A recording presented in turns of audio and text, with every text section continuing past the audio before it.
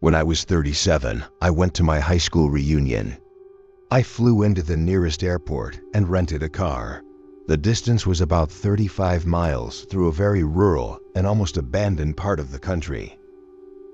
About 3 miles outside of town, I see someone on the side of the road, flagging me down.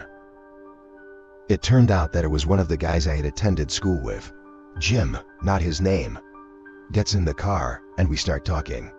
I had not seen him in 20 years, but he still looked the same, maybe a little older. We get to town and I ask him if he wants to come to the reunion and have a drink. He says no. Just take me home.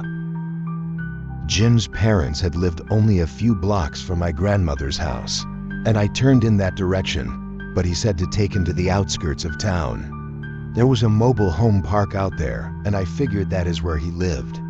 When we reached the end of the turnoff, he said, "Just drop me here. It was good to see you again."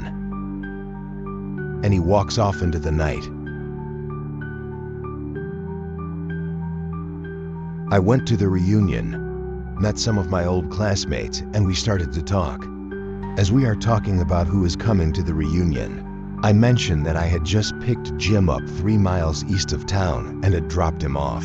Everyone gets quiet and shocked. My friend goes white as a new t-shirt.